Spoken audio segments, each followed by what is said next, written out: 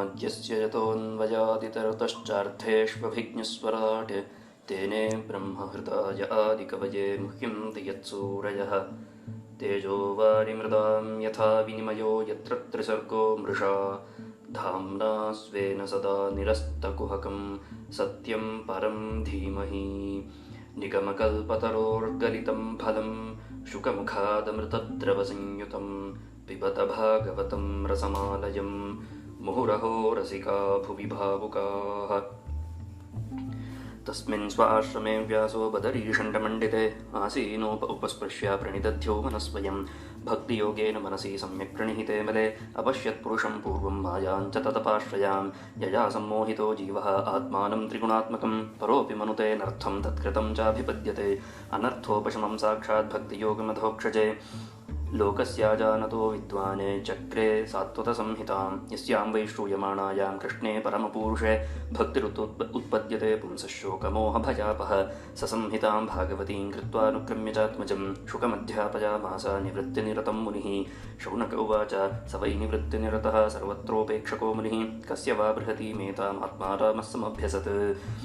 सूत उवाच आत्मारामाश्च मनयो निर्ग्रन्था अप्युरुक्रमे कुर्वन्त्यहैतुकीं भक्तिम् इत्थं भूतगुणो हरिः हरेर्गुणाक्षिप्तमतिर्भगवान् बादरायणिः अध्यगान्महदाख्यानं नित्यं विष्णुजनप्रियः परीक्षितोऽथ राजर्षेर्जन्मकर्मविलापनं संस्थाञ्च पाण्डुपुत्राणां वक्ष्ये कृष्णकथोदयं यदा मृधे कौरवसञ्जयानां वीरेष्वथो वीरगतिं गतेषु वृकोदराविध्यगताभिमर्षभग्नोरुदण्डे धृतराष्ट्रपुत्रे भर्तुः प्रियं द्रौणिरति स्म पश्यन् कृष्णासुतानां स्वपतां शिरांसि उपाहरद्विप्रियमेव तस्य जुगुप्सितं कर्म विगर्हयन्ति माता शिशूनां निधनं सुतानां निशम्य घोरं परितप्यमाना तदा दुर्दद्बाष्पकलाकुलाक्षी तां सान्त्वयं नाह किरीटमाली तदा शुचस्ते प्रमृजामि भद्रे यद्ब्रह्मबन्धोः शिर आततायिनः गाण्डीवमुक्तैर्विशिखैरुपाहरे त्वाक्रम्य यत्स्नास्यसि दग्धपुत्र इति प्रियां वल्गुविचित्रजल्पैः सान्त्वयित्वाच्युतमित्रसूतः अन्वाद्रवद्दं शित उग्रधन्वा कपिध्वजो गुरुपुत्रं रथेन तमापदं तं सविलक्ष्यदूरात् कुमारहोद्विग्नमना रथेन पराद्रवत्प्राणपरीप्सुरुर्व्यां यावद्गमं रुद्रभयाद्यथार्कः यदा शरणमात्मानम् ऐक्षतश्रान्तवाजिनम् अस्त्रं ब्रह्मशिरो मेने आत्मत्राणं द्विजात्मजः अथोपस्पृश्य सलिलं सन्दधे तत्समाहितः अजानन्नुपसंहारं प्राणकृच्छ्र उपस्थिते। ಶ್ರೀಕೃಷ್ಣಪರಂಜ್ಯೋತಿಷೇ ನಮಃ. ಶ್ರೀಮದ್ಭಾಗವತಾನುಸಂಧಾನ ಸರಣಿಯಲ್ಲಿ ವ್ಯಾಸನಾರದರ ಸಂವಾದ ಸಂಪನ್ನವಾದ ನಂತರದಲ್ಲಿ ಮುಂದಕ್ಕೆ ವ್ಯಾಸರು ಹೇಗೆ ಭಾಗವತವನ್ನು ನಿರ್ಮಾಣ ಮಾಡಿದ್ರು, ಹೇಗೆ ಶ್ರೀಮದ್ಭಾಗವತವನ್ನು ತಮ್ಮ ಪುತ್ರರಾದಂತಹ ಪರಮಬ್ರಹ್ಮರ್ಷಿಯಾದಂತಹ ಶುಕದೇವರಿಗೆ ಉಪದೇಶ ಮಾಡಿದ್ರು ಎಂಬಂತಹ ಒಂದು ಕಥಾಭಾಗವನ್ನು ಅನುಸಂಧಾನ ಮಾಡಬೇಕಾಗಿದೆ. ಆ ಸರಸ್ವತಿ ನದಿಯ ತೀರದಲ್ಲಿ ಬದರಿ ವೃಕ್ಷಗಳಿಂದ ತುಂಬಿರುವಂತಹ ತಮ್ಮ ಆಶ್ರಮ ಪ್ರದೇಶದಲ್ಲಿ ಆಸೀನಃ ಸುಖಾಸೀನರಾಗಿದ್ದಂತಹ ವ್ಯಾಸರು ಉಪಸ್ಪೃಶ್ಯ ಜಲಸ್ಪರ್ಶವನ್ನು ಮಾಡಿ, ಕಾರಣ ಪಾವಿತ್ರ್ಯ ಉಂಟಾಗುತ್ತೆ ಅಂತ ಲೆಕ್ಕ ಜಲವನ್ನು ಸ್ಪರ್ಶ ಮಾಡಿದ್ರೆ, ಹಾಗಾಗಿ ಆ ಜಲಸ್ಪರ್ಶವನ್ನು ಮಾಡಿ ಸುಖಾಸೀನರಾಗಿ ಮನಃ ಪ್ರಣಿದಧ್ಯವು ಮನಸ್ಸನ್ನು ಏಕಾಗ್ರಚಿತ್ತತೆಯಿಂದ ಧ್ಯಾನ ಮಾಡೋದಕ್ಕೆ ಪ್ರವೃತ್ತಗೊಳಿಸಿದ್ರು ಅಂತ ಲೆಕ್ಕ. ಮನಸ್ಸನ್ನು ಧ್ಯಾನ ಮಾಡಿದ್ರು ಅಂತ ಒಂದರ್ಥ, ಸ್ವಯಂ ಪ್ರಣಿದಧ್ಯವು ಅನ್ನೋದು ಒಂದರ್ಥ, ಇನ್ನೊಂದು ಮನಃ ಪ್ರಣಿದಧ್ಯವು ಮನಸ್ಸನ್ನು ಅದರ ಮೇಲೇ ಕೇಂದ್ರಗೊಳಿಸಿದಾಗ ಅದು ತನ್ನ ನಿಜವಾದ ಸ್ವರೂಪವೇನಿದೆಯೋ, ತನ್ನ ಮಾಯಾತೀತವಾದ ಸ್ವರೂಪವೇನಿದೆಯೋ ಅದರ ಕಡೆಗೆ ಲೀಡ್ ಮಾಡುತ್ತೆ, ಗೈಡ್ ಮಾಡುತ್ತೆ, ಕರ್ಕೊಂಡು ಹೋಗುತ್ತೆ ಅನ್ನೋದು ಒಂದು ವಿಷಯ. ಮತ್ತೊಂದು ಸ್ವಯಂ ಪ್ರಕಾಶನಾದಂತಹ ಯಾವ ಭಗವಂತನುಂಟೋ, ಪರಮಾತ್ಮನುಂಟೋ, ಪರಂಜ್ಯೋತಿ ಉಂಟೋ ಅದನ್ನು ಪ್ರಣಿದಧ್ಯವು ಧ್ಯಾನ ಮಾಡಿದರು ವ್ಯಾಸರು ಅಂತ ಲೆಕ್ಕ. ಯಾವ ರೀತಿಯಲ್ಲಿ ವಾಲ್ಮೀಕಿಗಳು ರಾಮಾಯಣವನ್ನು ರಚನೆ ಮಾಡುವುದಕ್ಕೂ ಮುಂಚೆ ಉಪಸ್ಪೃಶ್ಯೋದಕಂ ಸಮ್ಯಂಗ್ ಮುನಿಸ್ಥಿತ್ವ ಕೃತಾಂಜಲಿ ಇತ್ಯಾದಿಯಾಗಿ ಅಂಜಲಿಬದ್ಧರಾಗಿ ನೀರನ್ನು ಸ್ಪರ್ಶ ಮಾಡಿ ಪ್ರಾಚೀನಾಗ್ರೇಷು ದರ್ಭೇಷು ಧರ್ಮೇಣಾನ್ವೇಕ್ಷತೆ ಗತಿಂ ಎಂಬಂತೆ ತಮ್ಮ ಅಂತರಂಗದಲ್ಲಿ ಎಲ್ಲ ವೃತ್ತವನ್ನು ಹೇಗೆ ಕಂಡರೋ ಅದೇ ರೀತಿಯಾಗಿ ವ್ಯಾಸರೂ ಕೂಡ ಶ್ರೀಮದ್ಭಾಗವತವನ್ನು ರಚನೆ ಮಾಡುವುದಕ್ಕೂ ಮುಂಚೆ ಸಮಾಧಿಸ್ಥರಾದರು ಅಂತ ಲೆಕ್ಕ. ಅದಾದ ನಂತರದಲ್ಲಿ ಭಗವಂತನಲ್ಲಿ ಅತ್ಯಂತ ಪರಿಶುದ್ಧನಾದಂತಹ ಪವಿತ್ರಾಣಾಂ ಅಪಿ ಪವಿತ್ರ ಮಂಗಲಾನಾಂಚ ಮಂಗಲಂ ಎಂಬುದಾಗಿ ಹೇಳುವಂತೆ ಅತ್ಯಂತ ಮಂಗಳನೋ ಅತ್ಯಂತ ಪವಿತ್ರನೋ ಆದಂತಹ ಭಗವಂತನಲ್ಲಿ ದೃಢವಾದಂತಹ ಭಕ್ತಿಯೋಗವನ್ನು ಸ್ಥಾಪನೆ ಮಾಡಿಕೊಂಡು ಅಪಶ್ಯತ್ ಪುರುಷಂ ಪೂರ್ವಂ, ಆ ಪರಮ ಪುರುಷನೇನುಂಟೋ ಆ ಪರಮ ಪುರುಷನನ್ನು ಮೊಟ್ಟ ಮೊದಲನೇದಾಗಿ ತಮ್ಮ ಹೃದಯಾಂತರಂಗದಲ್ಲಿ ವ್ಯಾಸರು ದರ್ಶನ ಮಾಡಿದರು ಅಂತ ಲೆಕ್ಕ. ಇದಾದ ನಂತರದಲ್ಲಿ ಮಾಯಾಂಚ ತದಭಾಷೆಯಾನ್, ಈ ರೀತಿಯಾದಂತಹ ಸಾಹಿತ್ಯ ಏನೋ ಅದು ಕೇವಲ ಸಂಸ್ಕೃತ ಭಾಷೆಯಲ್ಲಿ ಮಾತ್ರ ಹೇರಳವಾಗಿ ಲಭ್ಯವಾಗುತ್ತೆ. ಅಷ್ಟೇ ಅಲ್ಲದೆ ಕೇವಲ ಭಾರತ ದೇಶದಲ್ಲಿ ಮಾತ್ರ ಈ ರೀತಿಯಾದಂತಹ ಒಂದು ಸಾಹಿತ್ಯ ವಿಷಯವಾಗಿದೆಯೇ ಹೊರತು ಬೇರೆ ಇನ್ಯಾವ ದೇಶದ ಸಾಹಿತ್ಯದಲ್ಲೂ ಕೂಡ ಮನಸ್ಸನ್ನು ತನ್ನದೇ ಆದಂತಹ ಒಂದು ಮೂಲ ಸ್ವರೂಪದಲ್ಲಿ ಧ್ಯಾನಕ್ಕೋಸ್ಕರವಾಗಿ ಕೇಂದ್ರೀಕರಿಸಿದರು ಎಂಬಂತಹ ಸಾಹಿತ್ಯವಾಗಲಿ, ಧ್ಯಾನಾಸಕ್ತರಾದರು ಅನ್ನುವಂಥ ವಿಷಯವಾಗಲಿ, ಯಾವುದೇ ಒಂದು ಅದ್ಭುತವಾದಂತಹ ಒಂದು ಕೃತಿಯನ್ನು ರಚನೆ ಮಾಡುವುದಕ್ಕೂ ಮುಂಚೆ ಕಣ್ಣು ಮುಚ್ಚಿ ಕ್ಷಣಕಾಲ ಒಳಗಡೆ ಬೆಳಗುವಂತಹ ಪರಮಾತ್ಮ ಪರಂಜ್ಯೋತಿಯನ್ನು ಕಂಡು ಅದರ ಪ್ರೇರಣೆಯಿಂದ ಅದರದೇ ವಿಷಯವನ್ನು ವಿಸ್ತಾರವಾಗಿ ವರ್ಣಿಸಿದರೋ ಎಂಬಂತಹ ವಿಷಯವಾಗಲಿ ಬೇರೆ ಯಾವ ದೇಶದ ಯಾವ ಭಾಷೆಯ ಸಾಹಿತ್ಯದಲ್ಲೂ ಕಾಣಲು ಸಿಗುವುದಿಲ್ಲ. ಇದು ಭಾರತ ದೇಶದ ಶ್ರೇಷ್ಠತೆ, ಸಂಸ್ಕೃತ ಭಾಷೆಯ ಪ್ರೌಢಿಮೆ. ಮುಂದಕ್ಕೆ ವ್ಯಾಸರು ಆ ಪರಮ ಪುರುಷನನ್ನು ದರ್ಶನ ಮಾಡಿದ ನಂತರದಲ್ಲಿ ಅವನದೇ ಆದಂತಹ ಮಾಯೆ, ಆ ಮಾಯೆಯಿಂದ ಈ ಪ್ರಪಂಚವೆಲ್ಲವೂ ಹೇಗೆ ವಿಸ್ತಾರವಾಗಿದೆಯೋ, ಹೇಗೆ ಸೃಷ್ಟಿಯಾಗಿದೆಯೋ ಆ ರಹಸ್ಯವನ್ನೂ ಕೂಡ ಕಂಡರು ಅಂತ ಲೆಕ್ಕ. ಕೇವಲ ಪರಪುರುಷನ ದರ್ಶನವಷ್ಟೇ ಅಲ್ಲ, ಅಲ್ಲಿ ಆ ಪರಮ ಪುರುಷನಿಂದ ಹೇಗೆ ಸೃಷ್ಟಿಯೆಲ್ಲವೂ ವಿಕಾಸವಾಗಿದೆ, ಜ್ಞಾನ ವಿಜ್ಞಾನ ಎರಡನ್ನೂ ಕೂಡ ಬಹಳ ಸ್ಪಷ್ಟವಾಗಿ ತಮ್ಮ ಹೃದಯಾಂತರಂಗದಲ್ಲಿ ದರ್ಶನವನ್ನು ಮಾಡಿದ್ರು. ಮುಂದಕ್ಕೆ ಹೇಳಿದ್ರು ಸೂತರು, ಈ ಮಾಯೆಯನ್ನು ಸರಿಯಾಗಿ ಅರ್ಥ ಮಾಡಿಕೊಳ್ಳದೆ ಹೋದರೆ ಕಂಡಂತಹ ಸತ್ಯವನ್ನು ಯಥಾವತ್ತಾಗಿ ಲೋಕದ ಮುಂದೆ ಉಪಸ್ಥಿತಗೊಳಿಸೋದಕ್ಕಾಗೋಲ್ಲ ಅನ್ನೋದು ಅಭಿಪ್ರಾಯ. ಯಾಕಪ್ಪ ಅಂತ ಕೇಳಿದ್ರೆ, ಒಂದು ಕ್ಷಣ ಆ ಪರಮಾತ್ಮನ ದರ್ಶನವಾಗಿ ಇಹಲೋಕಕ್ಕೆ ಇಳಿದ ಕೂಡಲೇ ಮಾಯೆ ಅನ್ನೋದು ಆವರಿಸ್ಬಿಡುತ್ತೆ. ಅಷ್ಟೇ ಅಲ್ಲದೆ ಮಾಯೆಯ ಪ್ರಭಾವ ಎಂಥದ್ದಪ್ಪ ಅಂತ ಕೇಳಿದ್ರೆ, ಇಲ್ಲದ ಪದಾರ್ಥವನ್ನು ಇದೆ ಎಂಬುದಾಗಿಯೂ ತೋರಿಸಬಲ್ಲದ್ದು ಮಾಯೆ. ಹಾಗಿರೋದರಿಂದ ದರ್ಶನವಾದಂತೆ ಕಾಣಬಹುದು, ದರ್ಶನವೇ ಆಗಿದೆ ಅಂತಲೂ ಹೇಳಕ್ಕೆ ಬರೋಲ್ಲ.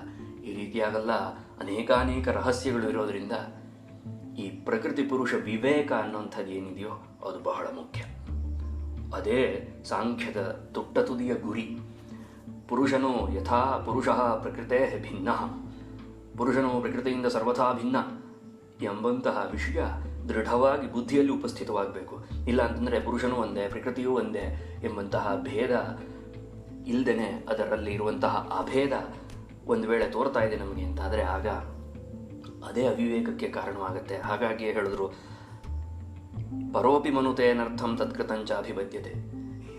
ಯದ್ಯಪಿ ತಾನು ಮೂಲತಃ ಆ ಪರಮ ಪುರುಷನ ಸ್ವರೂಪವೇ ಆಗಿದ್ದರೂ ಕೂಡ ಮಾಯೆಯ ಕಾರಣದಿಂದ ತಾನೇ ಎಲ್ಲ ಕೆಲಸವನ್ನು ಮಾಡ್ತಾ ಇದ್ದೀನಿ, ತಾನೇ ಈ ದುಃಖಗಳಿಗೂ ಸುಖಕ್ಕೂ ಕಾರಣ, ನಾನೇ ಅದರ ಫಲವನ್ನು ಭೋಗಿಸಬೇಕು ಇತ್ಯಾದಿ ಇತ್ಯಾದಿಯಾಗಿ ಮನುಷ್ಯರು ಅಂದುಕೊಳ್ತಾರೆ ಅನ್ನುವಂಥ ವಿಷಯ. ಇದೆಲ್ಲವೂ ಹೋಗೋದಕ್ಕೆ ಕಾರಣ ಯಾವುದು ಅಂತ ಕೇಳಿದ್ರೆ ಭಗವಂತನಲ್ಲಿ ಭಕ್ತಿ. ಅನರ್ಥೋಪಶಮಂ, ಇಂತಹ ಅನರ್ಥವನ್ನು ಉಪಶಮನ ಮಾಡುವುದಕ್ಕೆ ಸಾಮರ್ಥ್ಯ ಇರುವಂಥದ್ದು ಭಕ್ತಿಯೋಗಂ. ಯಾರಲ್ಲಿ? ಅಧೋಕ್ಷಜೇ ಭಕ್ತಿಯೋಗಂ, ಪರಮಾತ್ಮನಲ್ಲಿ ಭಕ್ತಿ. ಆ ಪರಮಾತ್ಮನಲ್ಲಿ ಭಕ್ತಿ ಉಂಟಾದರೆ ಈ ಮಾಯೆಯ ಜಾಲ ಅನ್ನುವಂಥದ್ದು ತಾನೇ ತಾನಾಗಿ ಕಳೆದು ಹೋಗುತ್ತೆ ಅಂತ ಲೆಕ್ಕ. ಈ ರೀತಿಯಾಗಿ ಮಾಡಿ ಅಜಾನತಃ ಲೋಕಸ್ಯ, ಈ ಮಾಯೆಯನ್ನು ದಾಟುವ ಬಗೆ ಹೇಗೆ ಎಂದರಿಯದಂತಹ ಈ ಪ್ರಪಂಚಕ್ಕೋಸ್ಕರವಾಗಿ, ಈ ಲೋಕದಲ್ಲಿರುವಂತಹ ಜೀವಿಗಳಿಗೋಸ್ಕರವಾಗಿ, ಅವರುಗಳ ಉದ್ಧಾರಕ್ಕೋಸ್ಕರವಾಗಿ ವ್ಯಾಸ ಮಹರ್ಷಿಗಳು ತಮ್ಮ ಹೃದಯಾಂತರಂಗದಲ್ಲಿ ಕಂಡಂತಹ ಸತ್ಯವನ್ನು ಶ್ರೀ ಸಾತ್ವತ ಸಂಹಿತೆ, ಕೇವಲ ಪರಿಶುದ್ಧವಾದಂತಹ ಸತ್ವವನ್ನೇ ಉಳ್ಳಂತಹ ಸಂಹಿತೆ ಅರ್ಥಾತ್ ಶ್ರೀಮದ್ಭಾಗವತವನ್ನು ರಚನೆ ಮಾಡಿದರು. ಯಸ್ಯಾಂ ವೈ ಶ್ರೂಯಮಾಣಾಯಾಮ್, ಯಾವ ಭಾಗವತವನ್ನು ಕೇಳಿದ ಕೂಡಲೇ ಪರಮಪುರುಷನಾದ ಶ್ರೀಕೃಷ್ಣನಲ್ಲಿ ಭಕ್ತಿರುತ್ಪದ್ಯತೆ ಪುಂಸಃ. ಆಯ್ತೆ, ಭಕ್ತಿ ಅನ್ನುವಂಥದ್ದು ಶ್ರೀಕೃಷ್ಣನಲ್ಲಿ ಉಂಟಾಗುತ್ತೆ. ಒಮ್ಮೆಯಾದರೂ ಭಾಗವತವನ್ನು ಕೇಳಿದ ಮೇಲೆ ಭಗವಂತನಾದ ಶ್ರೀಕೃಷ್ಣನಲ್ಲಿ ಭಕ್ತಿ ಉಂಟಾಗಲಿಲ್ಲ ಅಂತಾದರೆ ಕೇಳಿದ್ದು ವ್ಯರ್ಥ ಅಂತ ಲೆಕ್ಕ. ಹಾಗಾಗಿ ಸಾಮಾನ್ಯ ಶ್ರೀಮದ್ಭಾಗವತವನ್ನು ಕೇಳಿದ ಮೇಲೆ ಭಗವಂತನಲ್ಲಿ ಭಕ್ತಿಯಾದರೂ ಕಟ್ಟಕಡೆಯದಾಗಿ ಉಂಟಾಗುತ್ತೆ ಅಂತ ಲೆಕ್ಕ. ಒಮ್ಮೆ ಭಕ್ತಿ ಉಂಟಾಗಿ ಹೋದರೆ ಭಗವಂತನ ಮೇಲೆ ಅದೊಂದು ಸಂಸ್ಕಾರ ಮಾಡಿಕೊಳ್ಳುತ್ತೆ, ಅದೊಂದು ಗೂಡು ಮಾಡಿಕೊಳ್ಳುತ್ತೆ. ಅದೇ ಮುಂದಕ್ಕೆ ಜೀವಿಯನ್ನು ಉತ್ತರತ್ರ ಸತ್ಪಥದಲ್ಲಿ ಸನ್ಮಾರ್ಗದಲ್ಲಿ ಕರ್ಕೊಂಡು ಹೋಗುತ್ತೆ ಅನ್ನುವಂಥ ವಿಷಯವೂ ಇದೆ. ಅಷ್ಟೇ ಅಲ್ಲದೆ ಇಂತಹ ಭಕ್ತಿ, ಭಗವಂತನಲ್ಲಿರುವಂತಹ ಭಕ್ತಿಗೂ ಇನ್ನುಳಿದಂತಹ ವ್ಯಕ್ತಿಗಳಲ್ಲಿ ಅಥವಾ ಬೇರೆ ಬೇರೆ ವಿಷಯಗಳಲ್ಲಿ ವಿಚಾರಗಳಲ್ಲಿ ಇರುವಂತಹ ಭಕ್ತಿಗೂ ಏನಪ್ಪ ವ್ಯತ್ಯಾಸ ಅಂತ ಕೇಳಿದ್ರೆ, ಬೇರೆ ವಿಷಯಗಳಲ್ಲಿರುವಂತಹ ಆಸಕ್ತಿ, ರತಿ, ಭಕ್ತಿ ಇವೆಲ್ಲ ಏನಿದೆಯೋ ಅದು ಶೋಕವನ್ನು, ಮೋಹವನ್ನು, ಭಯವನ್ನು ಉಂಟು ಮಾಡುತ್ತೆ. ಆದರೆ ಭಗವಂತನಲ್ಲಿ ಉಂಟಾಗುವಂತಹ ಭಕ್ತಿ ಶೋಕಾಪಹ, ಮೋಹಾಪಹ, ಭಯಾಪಹ, ಶೋಕಮೋಹ ಭಯಗಳನ್ನು ನಾಶ ಮಾಡುತ್ತೆ ಅಂತ ಲೆಕ್ಕ. ಈ ಶೋಕಮೋಹ ಭಯಗಳೇ ನಮ್ಮನ್ನು ಸುತ್ತಲೂ ಆವರಿಸಿರುವಂಥದ್ದು. ಶೋಕಮೋಹಗಳ ಭಯವೇ ಆವರಿಸಿದೆ. ಅಷ್ಟೇ ಅಲ್ಲದೆ ಶೋಕ, ಮೋಹ, ಭಯ, ಪ್ರಾಣ ಭಯ ಇದೇ ಸದಾಕಾಲದಲ್ಲೂ ಮನುಷ್ಯರನ್ನು ಬಾಧಿಸ್ತಾ ಇರುವಂಥದ್ದು. ಈ ಭೀತಿಯೇ, ಈ ಶೋಕಮೋಹ ಮತ್ತು ಭಯಗಳ ಒಂದು ಆವರಣವೇ ನಮ್ಮ ಮೂಲ ಸ್ವರೂಪವನ್ನು ಮರೆಯುವಂತೆ ಮಾಡಿದೆ. ಹಾಗಾಗಿ ಈ ಮೂರನ್ನೂ ಹೋಗಲಾಡಿಸುವುದಕ್ಕೆ ಸಾಮರ್ಥ್ಯ ಇರೋದು ಯಾವುದರಲ್ಲಿ ಅಂತ ಕೇಳಿದ್ರೆ ಭಗವಂತನಲ್ಲಿ ಉಂಟಾಗುವಂತಹ ಭಕ್ತಿಯಲ್ಲಿ. ಆ ಭಗವಂತನಲ್ಲಿ ಭಕ್ತಿ ಹೇಗೆ ಉಂಟಾಗುತ್ತೆ ಅಂತ ಕೇಳಿದ್ರೆ ಶ್ರೀಮದ್ ಭಾಗವತವನ್ನು ಅನುಸಂಧಾನ ಮಾಡುವುದರಿಂದ ಅಂತ ಲೆಕ್ಕ. ಇಂತಹ ದಿವ್ಯವಾದ ಶ್ರೀಮದ್ ಭಾಗವತವನ್ನು ತನ್ನ ಪುತ್ರನಾದಂತಹ, ಆತ್ಮಜನಾದಂತಹ ಶುಕಬ್ರಹ್ಮನಿಗೆ ಅಧ್ಯಾಪಯಾಮಾಸ, ತಿಳಿಸಿಕೊಟ್ಟರು, ಹೇಳಿಕೊಟ್ಟರು ವ್ಯಾಸರು ಅಂತ ಲೆಕ್ಕ. ನಿವೃತ್ತಿ ನಿರತಂ, ಸದಾಕಾಲದಲ್ಲೂ ಮೋಕ್ಷೈಕಪ್ರಾಯಣನಾದಂತಹ ಶುಕಬ್ರಹ್ಮನಿಗೆ ಉಪದೇಶ ಮಾಡಿದ್ರು ಅಂತ ಅರ್ಥ. ಶೌನಕರು ಒಂದು ಪ್ರಶ್ನೆಯನ್ನು ಕೇಳ್ತಾರೆ ಇಲ್ಲಿ. ಏನಪ್ಪ ಪ್ರಶ್ನೆ ಅಂತ ಕೇಳಿದ್ರೆ, ಎಲ್ಲವನ್ನೂ ಬಿಟ್ಟವನು ಶುಕಬ್ರಹ್ಮ, ಎಲ್ಲ ವಿಷಯದಿಂದಲೂ ತನ್ನನ್ನು ತಾನು ದೂರ ಮಾಡಿಕೊಂಡಂತಹ ಮಹಾಪುರುಷ, ಅವನಿಗೆ ಕಸ್ಯವಾ ಹೇತೋಹೋ, ಯಾವ ಕಾರಣದಿಂದಾಗಿ ಈ ಶ್ರೀಕೃಷ್ಣನ ಚರಿತ್ರೆಯಲ್ಲಿ ಆಸಕ್ತಿ ಉಂಟಾಯಿತು? ಶ್ರೀಕೃಷ್ಣನ ಚರಿತ್ರೆಯೂ ಕೂಡ ಲೋಕದಲ್ಲಿ ಸಂಭವವಾಗಿದ್ದಲ್ಲವೇ? ಅದು ಸಾಮಾನ್ಯವಾದಂತಹ ವ್ಯಕ್ತಿಗಳ ನಡುವೆ ಇದ್ದು ಭಗವಂತನ ಲೀಲೆಗಳಲ್ಲವೇ? ಹಾಗಿರೋದ್ರಿಂದ ಇಂತಹ ವಿಷಯದಲ್ಲಿ ಶುಕಬ್ರಹ್ಮನ ಆಸಕ್ತಿ ಹೇಗೆ ಉಂಟಾಯಿತು? ಆತ ಸದಾಕಾಲದಲ್ಲೂ ಬ್ರಹ್ಮಧ್ಯಾನ ಪ್ರಾಯಣನಾಗಿರ್ಬೇಕಲ್ಲವೇ ಅನ್ನುವಂಥ ಪ್ರಶ್ನೆಯನ್ನು ಶೌನಕರು ಇಟ್ಟಾಗ ಅದಕ್ಕೆ ಸೂತ ಪುರಾಣಿಕರ ಉತ್ತರ, ಆತ್ಮಾರಾಮಾಶ್ಚ ಮುನಯಃ, ಅಪ್ಪ ಯಾವ ಋಷಿ ಮಹರ್ಷಿಗಳು ಆತ್ಮಾರಾಮರಾಗಿರ್ತಾರೋ, ಸದಾಕಾಲದಲ್ಲೂ ಆತ್ಮಧ್ಯಾನ ಪ್ರಾಯಣರಾಗಿರ್ತಾರೋ, ನಿರ್ಗ್ರಂಥಾಃ ಭಿದ್ಯತೆ ಹೃದಯ ಗ್ರಂಥಿ ಛಿದ್ಯಂತೆ ಸರ್ವ ಸಂಶಯಾ ತಸ್ಮಿನ್ ದೃಷ್ಟೇ ಪರಾವರೆ. ಆ ಪರಾತ್ಪರ ಸತ್ಯವೂ ಗೋಚರವಾದಾಗ ಹೃದಯದಲ್ಲಿ ಏನೇನು ಗಂಟುಗಳುಂಟೋ, ಕರ್ಮ ವಿಪಾಕಗಳುಂಟೋ, ಏನೇನು ಸಂಶಯಗಳುಂಟೋ ಎಲ್ಲವೂ ನಾಶವಾಗುತ್ತೆ ಅಂತ ಏನು ಹೇಳ್ತಾರೋ ಅಂತಹ ಗ್ರಂಥಿಗಳೆಲ್ಲ ಭೇದವಾಗಿ ಹೋಗಿದೆ. ಯಾವ ಗ್ರಂಥಿಯೂ ಉಳ್ಕೊಂಡಿಲ್ಲ ಅಂತಹ ಶುಕಬ್ರಹ್ಮ. ಅಂತಹ ಋಷಿಮುನಿಗಳು ಕೂಡ ಉರುಕ್ರಮನಾದಂತಹ, ತ್ರಿವಿಕ್ರಮನಾದಂತಹ ಭಗವಂತನಲ್ಲಿ ಅಹೈತುಕೀಂ ಭಕ್ತಿಂ ಕುರುವಂತಿ, ನಿಷ್ಕಾರಣವಾದಂತಹ ಪ್ರೀತಿಯನ್ನು, ನಿಷ್ಕಾರಣವಾದಂತಹ ಪ್ರತಿಫಲಾಪೇಕ್ಷೆಯೇ ಇಲ್ಲದಂತಹ ಭಕ್ತಿಯನ್ನು, ಪ್ರೀತಿಯನ್ನು ಭಗವಂತನಲ್ಲಿ ಇಟ್ಕೊಳ್ತಾರಪ್ಪ ಅಂತ. ಚತುರ್ವಿಧ ಭಜಂತೆ ಮಾಂ ಎಂಬುದಾಗಿ ಕೃಷ್ಣ ಹೇಳ್ದ. ಅದರಲ್ಲಿ ಆರ್ಥ, ಜಿಜ್ಞಾಸು, ಅರ್ಥಾರ್ಥಿ, ಜ್ಞಾನಿ ಚ ಭರತರ್ಷಭ. ಜ್ಞಾನಿ, ಈ 4 ವಿಧವಾದಂತಹ ಭಕ್ತರು ಇರುತ್ತಾರೆ. 4 ವಿಧವಾಗಿ ಜನರು ಭಗವಂತನನ್ನು ಆರಾಧನೆ ಮಾಡ್ತಾರೆ, ಉಪಾಸನೆ ಮಾಡ್ತಾರೆ ಅಂತ ಶ್ರೀಕೃಷ್ಣ ಹೇಳ್ದ. ಇಲ್ಲ ಅತ್ಯಂತ ಪೀಡಿತರಾಗಿರಬೇಕು ದುಃಖದಿಂದ, ಇಲ್ಲವೇ ಜಿಜ್ಞಾಸೆ ಇರಬೇಕು, ಭಗವಂತ ಏನು ಅಂತ ಅರ್ಥ ಮಾಡ್ಕೊಳ್ಬೇಕು ಅನ್ನುವಂಥ ಜಿಜ್ಞಾಸೆ ಇರುತ್ತೆ, ಆ ಕಾರಣಕ್ಕೋಸ್ಕರವಾಗಿ ಭಗವಂತನನ್ನು ಆರಾಧನೆ ಮಾಡ್ತಾರೆ. ಇಲ್ಲ ಅರ್ಥಾರ್ಥಿ, ಹಣಕಾಸು, ದ್ರವ್ಯ ಇತ್ಯಾದಿಗಳ ಅವಶ್ಯಕತೆ ಇದೆ, ಅದಕ್ಕೋಸ್ಕರವಾಗಿ ಪರಮಾತ್ಮನಲ್ಲದೆ ಇನ್ಯಾರನ್ನು ತಾನೇ ಮೊರೆ ಹೋಗಕ್ಕೆ ಸಾಧ್ಯ ಅನ್ನೋ ಕಾರಣದಿಂದ ಭಗವಂತನನ್ನು ಉಪಾಸನೆ ಮಾಡಬಹುದು. ಆದರೆ ಈ ಮೂವರಿಗಿಂತಲೂ ಅತ್ಯಂತ ಶ್ರೇಷ್ಠನಾದವನು ಯಾರಪ್ಪ ಅಂತ ಕೇಳಿದ್ರೆ ಜ್ಞಾನಿ. ಸಕಲ ತತ್ವವನ್ನು ಬಲ್ಲವನು, ಸರ್ವಜ್ಞ. ಅವಿದಿತಂ ನಾಸ್ತಿ ಕಿಂಚಿತ್ ತಸ್ಯ, ತಿಳಿಯದೇ ಇರುವಂತಹ ಯಾವ ವಿಷಯವೂ ಇಲ್ಲ, ತಿಳಿಯಬೇಕಾದದ್ದೆಲ್ಲವನ್ನೂ ತಿಳಿದವನು ಆತ. ಹಾಗಿದ್ದರೂ ಆತನಿಗೂ ಕೂಡ ಭಗವಂತನನ್ನು ಆರಾಧನೆ ಮಾಡಬೇಕು ಅಂತ ಅನ್ಸುತ್ತೆ. ಅದನ್ನೇ ಅಹೈತುಕೀಂ ಭಕ್ತಿಂ ಅಂತ ಕರೆದರು ವ್ಯಾಸರು. ಅಹೇತುಕವಾದದ್ದು, ಯಾವುದೇ ಕಾರಣ ಇಲ್ಲ. ಅರ್ಥ ಅನ್ನೋದು ಕಾರಣ ಅಲ್ಲ, ಆರ್ತಿ ಪರಿಹಾರ ಅಥವಾ ದುಃಖ ಪರಿಹಾರ ಅನ್ನುವಂಥದ್ದು ಕಾರಣ ಅಲ್ಲ, ಜ್ಞಾನ ಅನ್ನೋದು ಕಾರಣ ಅಲ್ಲ. ಜ್ಞಾನಿ ಆತ, ಜ್ಞಾನಮಸ್ಯಾಸ್ತಿ ಇದೆ, ಜ್ಞಾನಿ ಆಯ್ತೆ, ಜ್ಞಾನ ಇದೆ ಅವನಿಗೆ. ಹಾಗಾಗಿ ಇನ್ನೇನೂ ಬಯಕೆ ಇಲ್ಲಪ್ಪ. ಆದರೂ ಕಾರಣವಿಲ್ಲದೆ ಭಗವಂತನನ್ನು ಆರಾಧಿಸುವವರು ಅಂತಹ ಆತ್ಮಾರಾಮರಾದಂತಹ ಋಷಿಮುನಿಗಳು ಅಂತ ಲೆಕ್ಕ. ಈ ಒಂದು ಸ್ತರಕ್ಕೆ ಸೇರಿದವರು ಶುಕಬ್ರಹ್ಮರು. ಹಾಗಾಗಿ ಇತ್ತಂಭೂತ ಗುಣೋಹರಿಹಿ, ಇದೂ ಕೂಡ ಭಗವಂತನ ಮಹಿಮೆಯಪ್ಪ. ಇಂತಹ ಮಹಾಮಹಿಮರೂ ಕೂಡ ಭಗವಂತನನ್ನು ಆರಾಧನೆ ಮಾಡ್ತಾರೆ ಅಂದರೆ ಭಗವಂತ ಎಂಥವನು ಅಂತ ಇದರಲ್ಲೇ ಅರ್ಥ ಮಾಡ್ಕೋಬೇಕು ಎಂಬುದಾಗಿ ಹೇಳಿದರು. ಮುಂದಕ್ಕೆ ಬಾದರಾಯಣಿ ಅರ್ಥಾತ್ ಶುಕಬ್ರಹ್ಮರು ಭಗವಂತನ ಸಂಪೂರ್ಣ ಭಾವವನ್ನು ತಮ್ಮ ಹೃದಯದಲ್ಲಿ ತುಂಬಿಕೊಂಡು ಅಧ್ಯಗಾನ್ ಮಹದಾಖ್ಯಾನಂ ನಿತ್ಯಂ ವಿಷ್ಣು ಜನಪ್ರಿಯ, ಅದನ್ನು ಸಂಪೂರ್ಣವಾಗಿ ಕರಗತ ಮಾಡಿಕೊಂಡ್ರು ಅಂತ ಲೆಕ್ಕ, ತಮ್ಮದಾಗಿಸ್ಕೊಂಡ್ರು, ಆತ್ಮಸಾತ್ ಮಾಡಿಕೊಂಡ್ರು ಅಂತ ಲೆಕ್ಕ. ಇದು ಬಹಳ ಮುಖ್ಯವಾಗಿ ಇರಬೇಕಾದ್ದು. ಹೇಗೆ ಅನುಸಂಧಾನ ಮಾಡಬೇಕು, ಹೇಳಿದಂತಹ ವಿಷಯವನ್ನು ಹಾಗೆ ಕೇಳಿಕೊಂಡ್ರೆ ಸಾಕೆ, ಅಥವಾ ಅದನ್ನು ಎಲ್ಲಿಯವರೆಗೂ ತಗೊಂಡು ಹೋಗಬೇಕು ಅಂತ ಕೇಳಿದರೆ, ಯಾವ ಮೂಲದಿಂದ ಎಲ್ಲ ವಿಷಯವೂ ಬರುತ್ತೋ ಆ ಮೂಲದವರೆಗೂ ತಗೊಂಡು ಹೋಗಬೇಕು ಅಂತ ಲೆಕ್ಕ.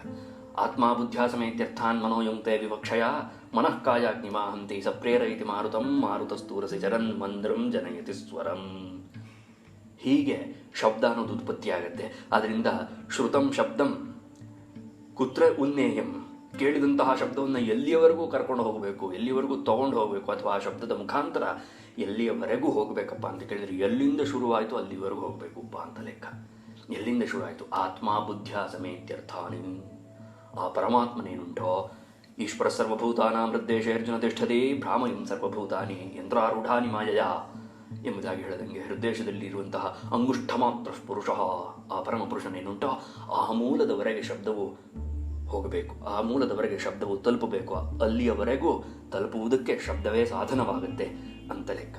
ಹಾಗಾಗಿ ಆ ರೀತಿಯಾಗಿ ಅಧ್ಯಗಾತ್, ಅಲ್ಲಿಯವರೆಗೂ ಶುಕಬ್ರಹ್ಮರು ತಲುಪಿದರು ಅಂತ ಲೆಕ್ಕ. ವ್ಯಾಸರಿಂದ ಕೇಳಿದ ನಂತರದಲ್ಲಿ ಮುಂದಕ್ಕೆ ಪರೀಕ್ಷಿತ ಮಹಾರಾಜನ ಒಂದು ಕಥೆಯನ್ನು ಕೂಡ ಸೂತ ಪುರಾಣಿಕರು ಹೇಳೋದಕ್ಕೆ ಆರಂಭ ಮಾಡ್ತಾರೆ. ಇಲ್ಲಿಯವರೆಗೆ ಶೌನಕಾದಿಗಳು ಕೇಳಿದ್ದಂತಹ ಪ್ರಶ್ನೆಯ ಮೊದಲನೆಯ ಭಾಗಕ್ಕೆ ಉತ್ತರವನ್ನು ಕೊಟ್ಟರು. ಮೊದಲನೆಯ ಭಾಗ ಏನಾಗಿತ್ತು ಅಂತ ಕೇಳಿದ್ರೆ, ವ್ಯಾಸರಿಗೆ ಹೇಗೆ ಪ್ರವೃತ್ತಿ ಉಂಟಾಯಿತು ಭಾಗವತವನ್ನು ರಚನೆ ಮಾಡೋದಕ್ಕೆ, ಹೇಗೆ ರಚನೆ ಮಾಡಿದ್ರು, ಆ ಭಾಗವತವನ್ನು ಶುಕಬ್ರಹ್ಮರಿಗೆ ಹೇಗೆ ಉಪದೇಶ ಮಾಡಿದ್ರು, ಇತ್ಯಾದಿ ಇತ್ಯಾದಿಯಾಗಿ ಆ ವಿಷಯವನ್ನೆಲ್ಲ ತಿಳಿಸಿ, ಈಗ ಎರಡನೆಯ ಭಾಗ ಪರೀಕ್ಷಿತ ಮಹಾರಾಜ ಧರ್ಮಾತ್ಮ, ಆ ಪರೀಕ್ಷಿತ ಮಹಾರಾಜನಿಗೆ ಶುಕಬ್ರಹ್ಮರ ಪರಿಚಯ ಹೇಗಾಯಿತು, ಹೇಗೆ ಇವರಿಬ್ಬರ ಸಮಾಗಮ ಉಂಟಾಯಿತು, ಪರೀಕ್ಷಿತ ಮಹಾರಾಜನಿಗೆ ಯಾವ ಕಾರಣದಿಂದಾಗಿ ಭಾಗವತವನ್ನು ಕೇಳಬೇಕಾದಂತಹ ಸಂದರ್ಭ ಬಂತು ಎಂಬಂತಹ ಒಂದು ಕುತೂಹಲ ಏನಿತ್ತು, ಜಿಜ್ಞಾಸೆ ಏನಿತ್ತು, ಅದನ್ನು ಪರಿಹಾರ ಮಾಡೋದಕ್ಕೋಸ್ಕರವಾಗಿ ಅದರ ಹಿನ್ನೆಲೆಯ ರೂಪದಲ್ಲಿ ಕಥೆಯನ್ನು ಆರಂಭ ಮಾಡ್ತಾರೆ ಸೂತರು. ಯುದ್ಧ ಭೂಮಿಯಲ್ಲಿ ಕೌರವರೆಲ್ಲರೂ ಹತರಾದ ನಂತರದಲ್ಲಿ ಭೀಮನ ಗದಾಪ್ರಹಾರದಿಂದ ದುರ್ಯೋಧನನೂ ಕೂಡ ಮರಣವನ್ನಪ್ಪಿದ ನಂತರದಲ್ಲಿ ಭಗ್ನೋರುದಂಡೆ ಧೃತರಾಷ್ಟ್ರಪುತ್ರೆ ಹೀಗಾಗಿರೋ ಸಂದರ್ಭದಲ್ಲಿ ತನ್ನ ಒಡೆಯನಾಗಿದ್ದಂತಹ ಯಾವ ಧೃತರಾಷ್ಟ್ರನ ಪುತ್ರನಾದ ದುರ್ಯೋಧನನಿದ್ದಾನೋ ಅವನಿಗೆ ಪ್ರೀತಿಯನ್ನು ಉಂಟು ಮಾಡಬೇಕು, ಆತ ಬದುಕಿಲ್ಲದೆ ಆದರೂ ಸರಿ ಆತನಿಗೆ ಪ್ರೀತಿಯನ್ನು ಉಂಟು ಮಾಡಬೇಕು ಎನ್ನುವಂಥ ಒಂದು ಸಂಕಲ್ಪದಿಂದ ಯಾರಪ್ಪ ಅಂತ ಕೇಳಿದ್ರೆ ಅಶ್ವತ್ಥಾಮ, ಬೇರೆ ಇನ್ಯಾರೂ ಅಲ್ಲ, ದ್ರೋಣಪುತ್ರ. ಏನು ಮಾಡ್ದ ಅಂತ ಕೇಳಿದ್ರೆ ದ್ರೋಣಪುತ್ರನಾದಂಥ ಅಶ್ವತ್ಥಾಮನು ಕೃಷ್ಣ ಸುತಾನಾಂ ಸುಭದ್ರೆಯ ಮಕ್ಕಳು ಯಾರಿದ್ರೋ ಅವರನ್ನು ಸ್ವಪತಾಂ ಮಲಗಿರುವ ಸಂದರ್ಭದಲ್ಲೇ ಶಿರಾಂಸಿ ಉಪಾಹರತ್, ಅವರ ತಲೆಗಳನ್ನು ಕಡಿದು ಹಾಕ್ಬಿಟ್ಟ ಅಂತ ಲೆಕ್ಕ. ಇಂತಹ ಜುಗುಪ್ಸಿತವಾದಂತಹ ಘೋರವಾದಂತಹ ಭಯಾನಕವಾದಂತಹ ಒಂದು ಕೆಲಸವನ್ನು ದ್ರೋಣಪುತ್ರನಾದಂತಹ ಅಶ್ವತ್ಥಾಮ ಮಾಡ್ದ ಅಂತ ಲೆಕ್ಕ.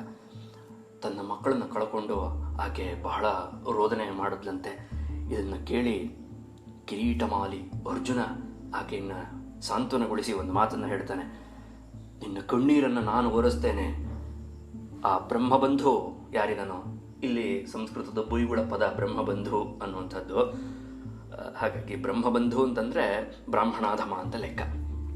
ಹಾಗಾಗಿ ಆ ಬ್ರಾಹ್ಮಣಾಧಮ ಯಾರಿದನೋ ಅಶ್ವತ್ಥಾಮ, ಅವನ ಶಿರಃ, ಅವನ ತಲೆಯನ್ನು ಕತ್ತರಿಸಿ ತಂದು ಇನ್ನು ಕಣ್ಣೀರನ್ನು ಒರೆಸ್ತೇನೆ ಎಂಬುದಾಗಿ ಒಂದು ಪ್ರತಿಜ್ಞೆಯನ್ನು ಮಾಡ್ತಾನೆ ಅರ್ಜುನ. ಮಾಡಿ ಇತಿ ಪ್ರಿಯಾಂ ವಲ್ಗು ವಿಚಿತ್ರ ಜಲ್ಪೈ ಸಾಂತ್ವಯಿತ್ವಾ ಅಚ್ಯುತ ಮಿತ್ರ ಸೂತ. ಯಾವ ಅರ್ಜುನನಿಗೆ ಅಚ್ಯುತನಾದಂತಹ ಶ್ರೀಕೃಷ್ಣನೇ ಮಿತ್ರನೂ ಹೌದು ಸೂತನೂ ಹೌದು, ಎರಡೂ ಹೌದು, ಅಂತಹ ಅರ್ಜುನನು ತನ್ನ ರಥವನ್ನೇರಿ ಮುಂದಕ್ಕೆ ತನ್ನ ಗುರುಪುತ್ರನಾದಂತಹ ಅಶ್ವತ್ಥಾಮನನ್ನು ಹುಡುಕೋದಕ್ಕೆ ಆರಂಭ ಮಾಡ್ತಾನೆ ಯುದ್ಧ ಭೂಮಿಯಲ್ಲಿ. ಈ ರೀತಿಯಾಗಿ ಅರ್ಜುನ ಕುಪಿತನಾಗಿ ತನ್ನ ವಿರುದ್ಧ ಬರ್ತಾ ಇದ್ದಾನೆ ಅನ್ನುವಂಥ ಒಂದು ವಿಷಯವನ್ನು ತಿಳಿದಂತಹ ಅಶ್ವತ್ಥಾಮ ಏನು ಮಾಡದ ಅಂತ ಕೇಳಿದ್ರೆ, ಯದಾ ಶರಣಮಾತ್ಮಾನಮೈಕ್ಷತ, ಅಶರಣಮೈಕ್ಷತ, ತಾನು ಇನ್ಯಾರ ಹತ್ರನೂ ಹೋಗೋಕ್ಕಾಗಲ್ಲ, ಕಾಪಾಡೋದಕ್ಕೆ ತನ್ನ ತಂದೆ ಇಲ್ಲ. ಈಗ ಏನು ಮಾಡಬೇಕು ಗೊತ್ತಾಗ್ತಿಲ್ಲ ಅಶ್ವತ್ಥಾಮನಿಗೆ. ಅಸ್ತ್ರಂ ಬ್ರಹ್ಮಶಿರೋ ಮೇನೆ ಆತ್ಮತ್ರಾಣಂ ದ್ವಿಜಾತ್ಮಜಃ,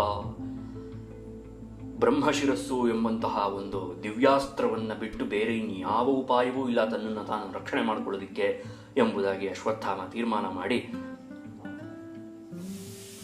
ಜಲಸ್ಪರ್ಶವನ್ನು ಮಾಡಿ ಆಚಮನವನ್ನು ಮಾಡಿ ಪರಿಶುದ್ಧಾಂತರಂಗನಾಗಿ ಸಂದಧೆ ಆ ಬ್ರಹ್ಮಶಿರೋ ಅಸ್ತ್ರವನ್ನು ಹೂಡ್ತಾನೆ ತನ್ನ ಬಿಲ್ಲಿಗೆ.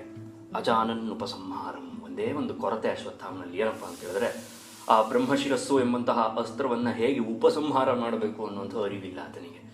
ಇದೇ ಬ್ರಹ್ಮಶಿರಸ್ಸು ಎಂಬಂತಹ ಅಸ್ತ್ರವನ್ನು ರಾವಣಿಯೂ ಕೂಡ ಪ್ರಯೋಗ ಮಾಡಿದ್ದ ರಾಮಲಕ್ಷ್ಮಣರ ಮೇಲೆ, ಮೂರ್ಛೆಗೊಳಿಸಿದ್ದ ರಾಮಲಕ್ಷ್ಮಣರನ್ನ ಬ್ರಹ್ಮಶಿರಸ್ಸು ಎಂಬ ಅಸ್ತ್ರದಿಂದ. ಅಂತಹ ಅದ್ಭುತವಾದಂತಹ ಒಂದು ಅಸ್ತ್ರ ಬ್ರಹ್ಮಶಿರಸ್ಸು ಅನ್ನುವಂಥದ್ದು. ಇಂದ್ರಜಿತ್ತಾಗಿದ್ದವನು. ಈ ಬ್ರಹ್ಮಶಿರೋಸ್ತ್ರದಿಂದಲೇ ಆತ ಇಂದ್ರಜಿತ್ತಾಗಿದ್ದ, ಇಂದ್ರನನ್ನು ಗೆದ್ದವನಾಗಿದ್ದ. ಅಂತಹ ದಿವ್ಯವಾದಂತಹ ಬ್ರಹ್ಮಶಿರಸ್ ಎಂಬಂತಹ ಅಸ್ತ್ರವನ್ನು ಅಶ್ವತ್ಥಾಮನು ಬಿಲ್ಲಿಗೆ ಹೂಡ್ಬಿಟ್ಟಿದ್ದಾನೆ. ಆದರೆ ಅದನ್ನು ಉಪಸಂಹಾರ ಹೇಗೆ ಮಾಡಬೇಕು ಗೊತ್ತಾಗ್ತಾ ಇಲ್ಲ. ಇಂತಹ ಒಂದು ಸನ್ನಿವೇಶ ಮುಂದಕ್ಕೆ ಏನಾಯಿತು ಅನ್ನುವಂಥ ಕಥಾಭಾಗ. ಆ ಕಥಾಭಾಗವನ್ನು ನಾಳೆಯ ದಿವಸ ಅನುಸಂಧಾನ ಮಾಡೋಣ. ಧನ್ಯವಾದಗಳು. ಶ್ರೀಕೃಷ್ಣಾರ್ಪಣಮಸ್ತು.